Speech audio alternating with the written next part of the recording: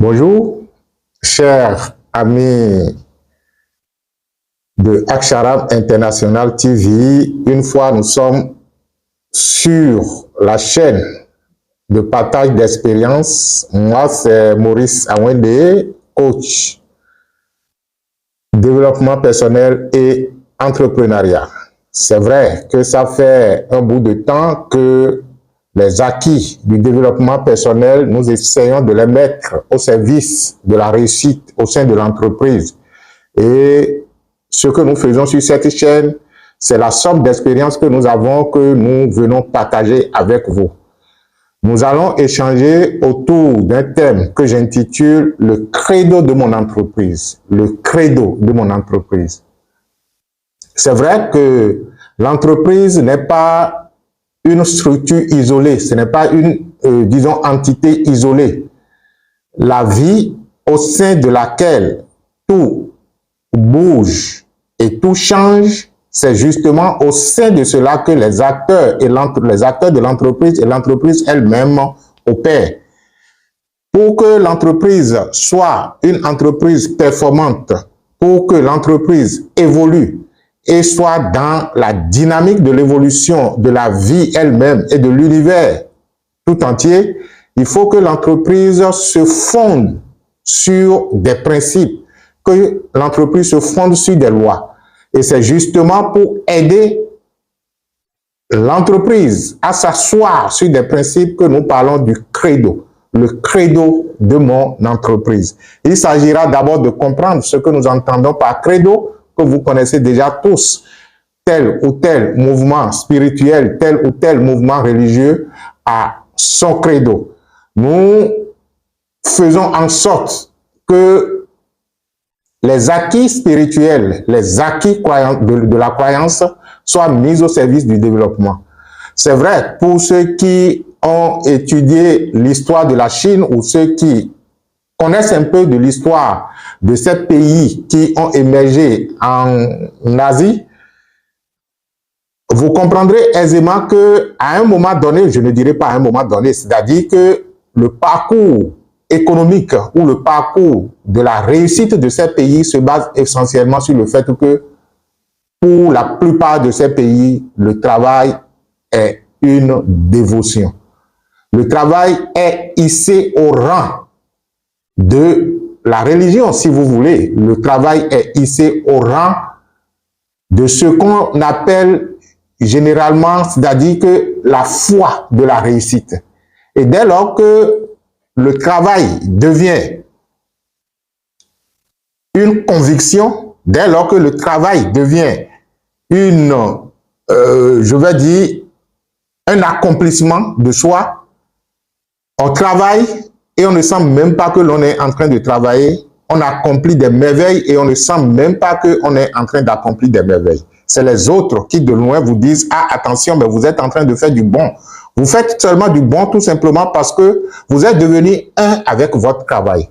Et le credo de l'entreprise vous permettra, lorsque vous allez prendre toutes les dispositions qu'il faut, lorsque vous allez faire asseoir votre entreprise sur un credo qui est bien le socle ou le fondement sur lequel se base votre entreprise, vous allez constater que les choses vont marcher comme si c'était sur de la roulette. Parce que là, ce n'est plus l'effort humain que vous faites qui fait avancer les choses, mais c'est justement la conviction derrière les faits qui fait avancer les choses. Alors, qu'est-ce que nous entendons par credo? Comment pouvons-nous arriver à en concevoir un pour notre entreprise et quelle est son utilité? Comment utiliser le credo dans l'entreprise pour la performance de l'entreprise? Ce sont autant de questions que nous allons répondre dans cette capsule et nous vous demandons d'être attentifs, de nous écouter pour analyser si cela a un écho en vous. Si cela n'a pas un écho en vous, tant mieux. Si cela retrouve un écho en vous, récupérez et utilisez dans votre entreprise. Et je me plais souvent à dire, lorsque nous parlons de l'entreprise, ce n'est pas nécessairement que vous soyez une grosse boîte. Même la plus petite entreprise familial, vous pouvez en faire un succès. Vous pouvez en faire une réussite. Ça dépend de votre conviction, ça dépend de votre vision, ça dépend de ce que vous appelez votre mission personnelle et la mission collective de l'entreprise. Alors, qu'est-ce que nous entendons par credo? Le credo, en fait, est connu généralement dans les mouvements religieux. Le credo, pour ceux qui sont, je ne sais pas si la religion musulmane en a un, mais je pense que tout mouvement religieux a quelques principes de croyance, quelques, disons, lois, quelques formules qui fondent les bases de la croyance de la religion.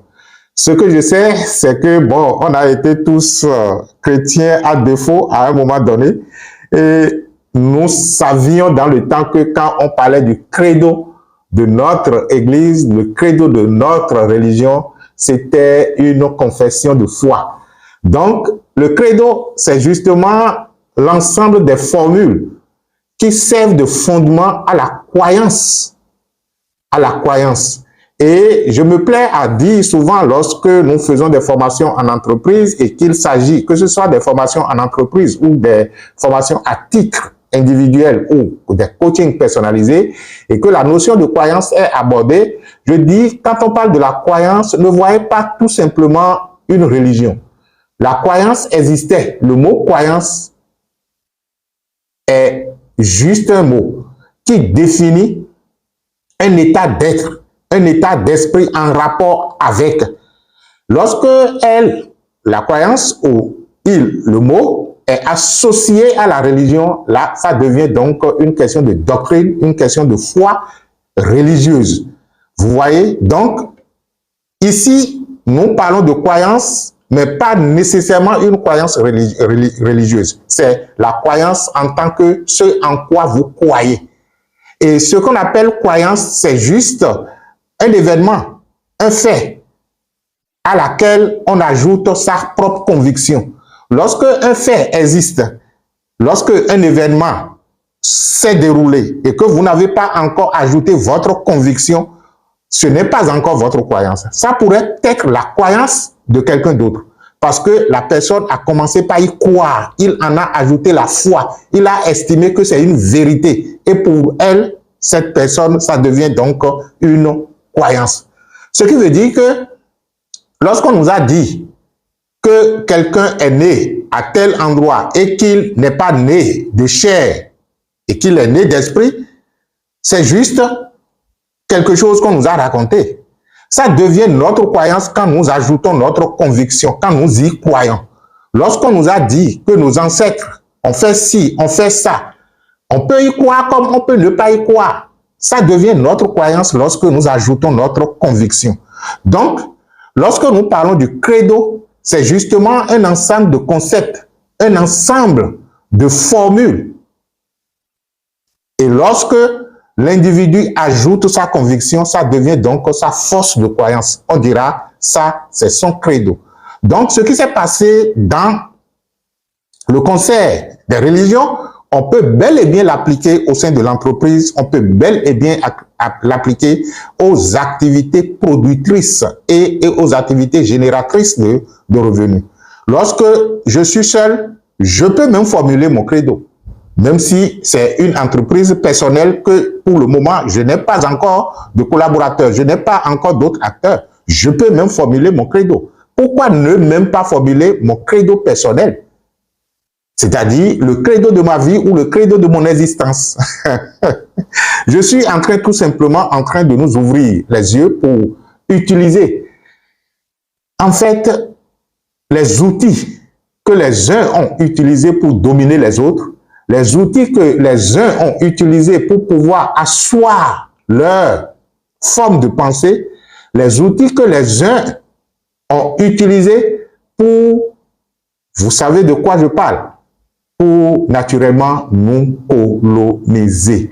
Et lorsque vous allez finir d'écouter cette capsule, cette émission, vous allez comprendre que nous avons des atouts énormes, surtout lorsque nous avons la connaissance nécessaire. Lorsque nous avons la connaissance nécessaire et que nous savons que voilà comment les choses fonctionnent, nous sommes en mesure de nous épanouir et d'aider les autres à s'épanouir. Et également, si nous sommes mal intentionnés, nous sommes en mesure de dominer les autres. Et c'est ce qui s'était passé. Donc, nous allons parler du credo d'entreprise. Nous allons appliquer le credo à l'entreprise. Donc, lorsque on l'amène au niveau de l'entreprise, suffisamment expliqué dans le concept des mouvements spirituels, dans le concept des religions, ramenons alors le credo au niveau de l'entreprise. On dira tout simplement que le credo de l'entreprise est l'ensemble des principes sur lesquels se base la culture de l'entreprise. L'ensemble des principes sur lesquels se base la culture de l'entreprise. Je pense, on avait déjà fait une capsule où nous avions parlé de la culture de l'entreprise. Et la culture de l'entreprise, nous avons dit que c'est l'ensemble des valeurs pérennes sur lesquelles se fonde une entreprise. L'ensemble donc des principes, des valeurs qui déterminent la mission et la vision de l'entreprise. Et lorsque nous parlons donc de la culture, dans la culture de l'entreprise, vous avez la mission de l'entreprise, vous avez la vision de l'entreprise, vous avez les valeurs de l'entreprise, vous avez les interdits, vous avez les rites, vous avez tout simplement l'ensemble des faits bien agencés, bien organisés, qui en fait font aussi l'histoire de l'entreprise. Si vous avez besoin de plus d'informations, référez-vous toujours sur la même chaîne à l'émission qui a parlé de la culture d'entreprise. Donc, ici, nous sommes en train de parler du credo et nous avons défini le credo de l'entreprise comme l'ensemble des principes et formules sur lesquelles se fonde la culture de l'entreprise. C'est vrai que si vous n'aviez pas suivi l'émission sur la culture de l'entreprise, il serait aisé, si vous avez envie, de vous référer à cela pour pouvoir donc comprendre ce que nous entendons par culture de l'entreprise.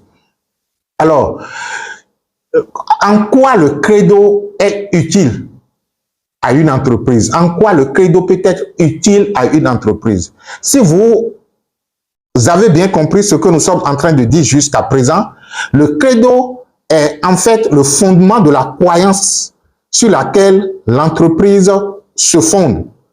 Et en quoi cela pourrait être utile à l'entreprise? Écoutez-moi très bien. Nous sommes dans un univers qui est dynamique. Ça, c'est incontestable.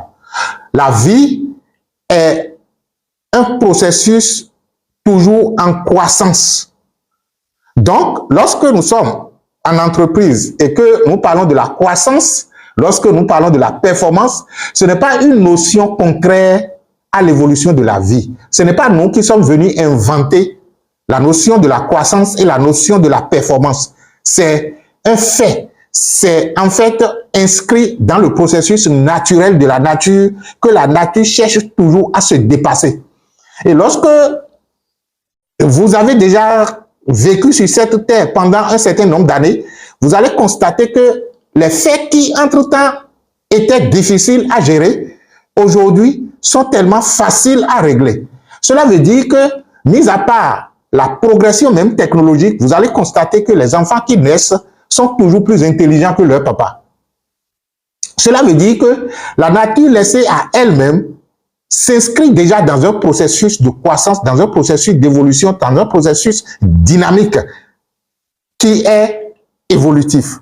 Donc, l'entreprise étant une unité de la vie, étant une unité de l'univers, parce que au sein de l'univers s'y trouve, au sein de l'univers, elle se trouve, laissée à elle-même et en unité avec la vie, l'entreprise devrait normalement connaître des progrès. C'est vrai, on fera une autre émission où on parlera donc des étapes de l'entreprise, les cycles de l'entreprise qui, à un moment donné, doit naturellement atteindre ce que nous appelons l'apogée, et après l'apogée, comme tout, disons, tout fait humain, hein, si on ne fait pas attention, on tombe dans ce qu'on appelle le déclin. Mais il y a une autre façon de gérer Et là, au lieu de tomber dans le déclin, on parle de la renaissance pour rebondir et aller toujours de l'avant. Donc, l'utilité du credo au sein de l'entreprise est du fait que lorsque le credo est bien formulé, lorsque le credo est bien conçu, lorsque le credo est bien mis en place et cela est utilisé par l'ensemble des acteurs de l'entreprise, c'est en fait le credo qui constitue le moteur qui propulse l'entreprise. Je vais m'expliquer suffisamment. C'est en fait que l'expérience des êtres humains n'est que l'expérience des croyances fondamentales en eux. Je reprends. Les êtres humains ne font que l'expérience de leurs croyances fondamentales. Ce qui veut dire que votre existence elle-même, lorsque vous la prenez, elle est intimement liée à votre force de croyance, c'est-à-dire en quoi vous croyez. Vous allez dire non, et si c'est ça, je crois en Jésus, je crois en tel ou tel prophète, je fais si je... Non, ce n'est pas de ça qu'il s'agit. C'est en fait, lorsque vous voulez parler vie, lorsque vous voulez parler existence, lorsque vous examinez la vie, quelle est votre croyance au sujet de la vie? Quelle est votre croyance au sujet de l'existence? Pensez-vous que l'existence est un poids à gérer? Pensez-vous que vous êtes inutile? Pensez-vous que vous n'êtes pas suffisamment digne de ci ou de ça? Pensez-vous que vous êtes né dans une famille pauvre et par conséquent, vous ne pourrez jamais avoir de l'épanouissement? Il faut suffisamment de l'honnêteté et de sincérité en soi c'est-à-dire pour examiner ces débris de croyances en soi qui, en fait, fondent notre existence. Donc, votre existence n'est que la révélation des croyances fondamentales en vous. Et l'autre dira, c'est le maître Helmansio Gosson qui dit, on ne change pas quelqu'un en lui disant quoi faire. Si vous voulez changer quelqu'un, ou d'ailleurs un peuple ou une communauté, la première des choses à faire, c'est de lui dire à quoi croire, ou en quoi il faut croire. Et vous allez constater, pendant que j'ai démarré cette émission, j'avais dit que les autres, étant suffisamment intelligents, ils ont récupéré juste le processus naturel et évolutif de la vie pour venir maintenant nous endoctriner, parce que vous allez constater que l'une des premières opérations, après les opérations militaires des colonisateurs, c'était justement de dessoucher notre croyance et de nous en attribuer une autre. Parce que dès lors que vous arrivez à convaincre un peuple et que vous lui enlevez sa croyance fondamentale et que vous substituez cette croyance à une croyance qui vous arrange, vous n'avez même plus d'effort à faire. Le peuple vous écoute bêtement et il fait bêtement ce que vous lui dites de faire. Et c'est ce qui se passe jusqu'à présent. Ils sont arrivés à substituer nos croyances fondamentaux et à nous en attribuer ou nous en donner ou nous imposer. Dites tout ce que vous voulez. De toutes les façons, vous n'êtes plus vous. Nous ne sommes plus nous. Il y a une intrusion de croyances dans la croyance de base qui devrait naturellement évoluer et nous faire évoluer. Donc, le credo alors, puisque c'est naturel, que ce n'est que l'expérience des croyances fondamentales en soi que l'on fait, lorsque le credo est formulé et assimilé, l'entreprise, en tant qu'unité de production, commence alors par faire l'expérience de sa croyance qui naturellement se retrouve dans le credo qui est conçu. Si ça sonne bien, vous allez constater que je suis en train de nous fournir des outils de développement, des outils d'épanouissement qui, en fait, vont nous faire évoluer beaucoup plus que l'effort mental que nous faisons généralement pour pouvoir donc dire que nous allons faire ci, nous allons faire ci. Il est totalement difficile et voire impossible de changer quelqu'un en lui disant quoi faire. Il faut aller lui faire je vais dire, qu'est-ce que je vais dire? lavage de cerveau, non, on ne va pas dire lavage de cerveau. Il faut l'instruire. Bon, c'est mieux comme ça. Il faut l'instruire. Ou il faut l'éveiller. C'est mieux. À la croyance de développement. Il faut l'éveiller à la croyance d'épanouissement. Et cela pourrait être, le credo est un outil qu'on peut utiliser pour pouvoir donc instaurer une plateforme croyentielle sur laquelle on peut travailler. Alors, voilà donc en quoi le credo peut être utile à l'entreprise. C'est-à-dire que on ne change pas quelqu'un en lui disant quoi faire. On change quelqu'un en lui disant quoi. Et ce sont les comportements des groupes sociaux qui déterminent ce qui se passe dans ce groupe. C'est-à-dire que lorsque vous prenez un groupe social, une entreprise en tant qu'une communauté, parce que de toutes les façons, c'est des gens qui vivent dans l'entreprise et c'est des gens qui travaillent dans l'entreprise et c'est des gens qui interagissent. Donc, on peut aussi considérer l'entreprise comme étant un groupe social. Vous allez constater que c'est leur comportement qui détermine les résultats. Je vais dire leur attitude et comportement qui déterminent les résultats qu'ils ont. Et voilà que les attitudes et les comportements sont mus par les pensées fondamentales qui nous animent. Ces pensées qui, en fait, proviennent des croyances fondamentales. Vous voyez? Donc, pour modeler les attitudes, pour modeler les comportements, qui, en fait, est le dernier, disons, le dernier palier qui débouche sur l'action, il faut aller au plus profond de la personne pour donc instaurer une croyance de développement, une croyance d'épanouissement. Et c'est en cela que le credo peut aider. Croyance égale tel type de mentalité, telle, disons, façon d'agir et tel résultat. Voilà en gros comment vous pouvez, c'est-à-dire comment le credo peut être utile au sein de l'entreprise. Oui, on dira, bon, oui, ok, d'accord, mais quelles sont les différentes composantes du credo lorsque on voudra donc l'appliquer au sein de l'entreprise? J'avais déjà dit de considérer que l'univers est dynamique, créatif et performant. Donc, si l'univers lui-même, je veux dire la vie elle-même, est déjà dynamique, créatif et performant, et que je suis une unité de la vie, il suffit tout simplement que je prends ce qui est impersonnel et qui est vie, universelle, que je personnalise. Et c'est comme ça que nous allons composer le credo. C'est-à-dire que nous allons prendre les principes universels. Et ces principes universels que nous prenons, nous allons les appliquer à l'entreprise. Nous allons les appliquer à l'univers de l'entreprise. Donc, lorsque vous prenez l'infiniment grand et que vous partez de l'infiniment grand et que vous venez à l'infiniment petit, c'est aussi comme ça que votre propre épanouissement peut être amorcé. Hein. Vous ne pouvez jamais vous épanouir si vous cherchez à évoluer en dehors du concert de l'univers, en dehors donc de l'univers qui a un cours. Voilà. Qui a un cours et qui est en cours. La langue des Blancs, là, c'est difficile. Hein.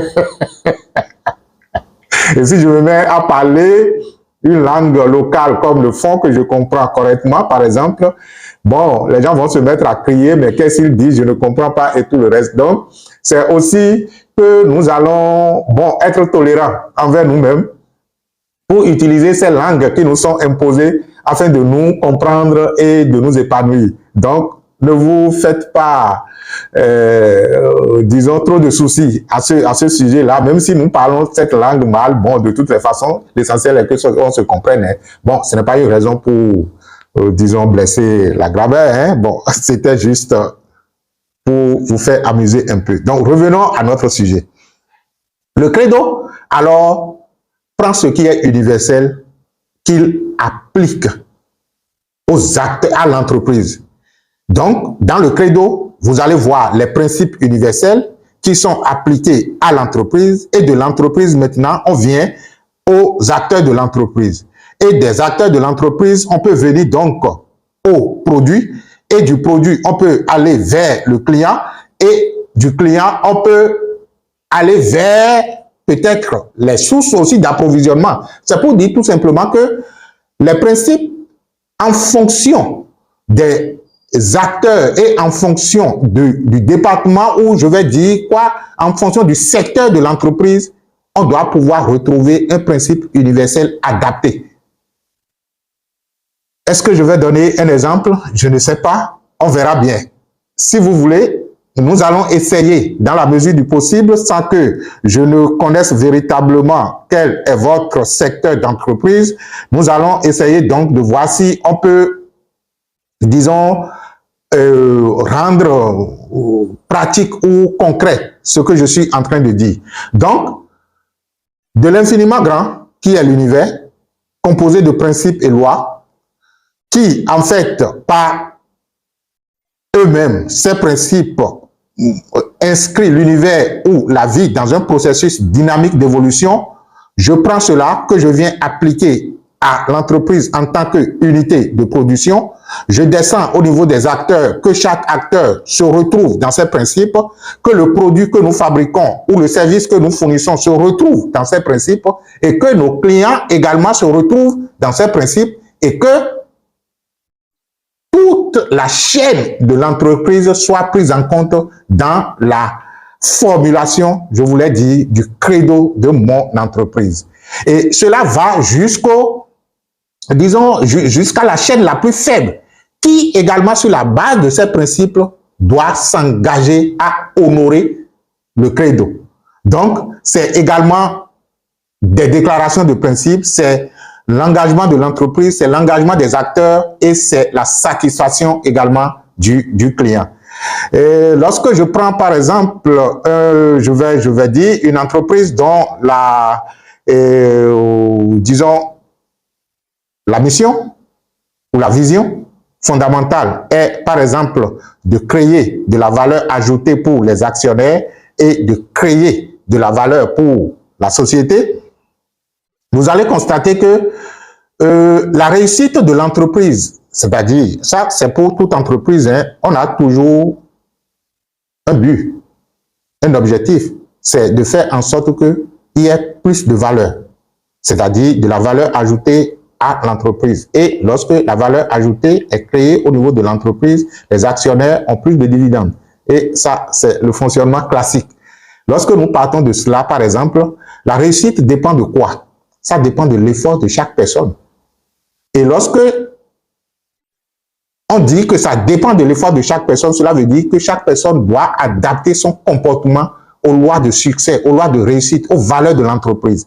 On parlera donc de fait que chaque personne doit permettre à ce que son talent soit extériorisé. Déjà, dans le credo, on peut mettre ces éléments-là, c'est-à-dire que notre entreprise est faite de telle sorte que le talent de chaque personne est exploré et utilisé.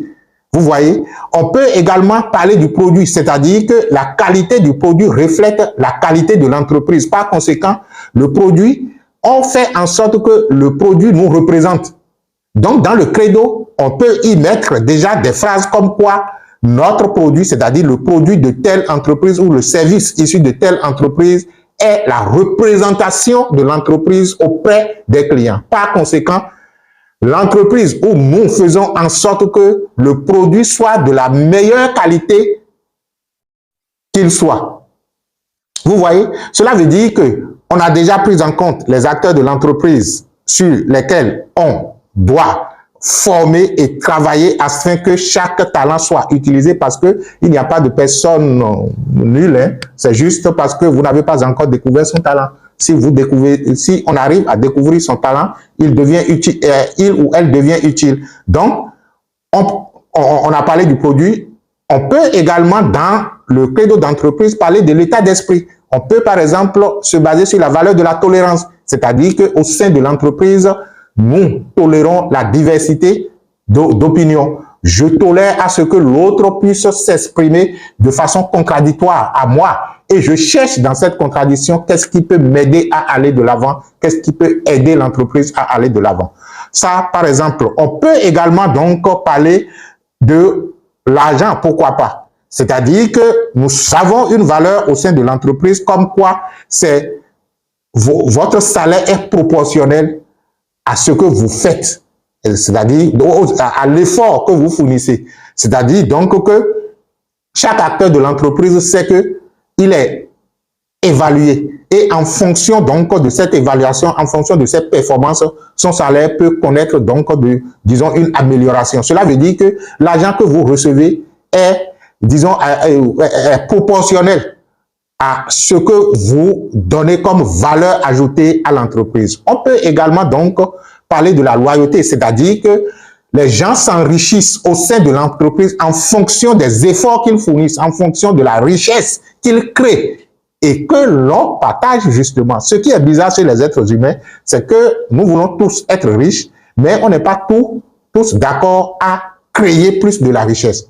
Je dis souvent aux gens, lorsque vous avez un plat commun dans lequel tout le monde doit manger et que vous constatez qu'il y a beaucoup de personnes qui doivent manger dans ce plat-là et que ce qui est dans le plat, plus le nombre de personnes à partager le contenu du plat, moins chacun en a, l'intelligence demande tout simplement à ce que chacun, au lieu de se focaliser sur ce qui est là à partager, chacun décide d'en apporter.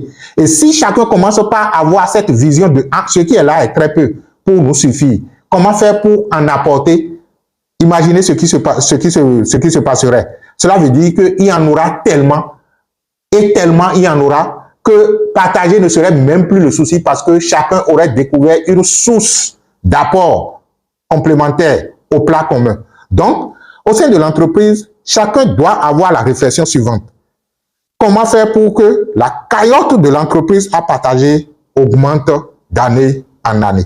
Si je veux mon épanouissement, si je veux mon développement, si je veux la croissance financière, je dois faire en sorte que l'entreprise puisse croître.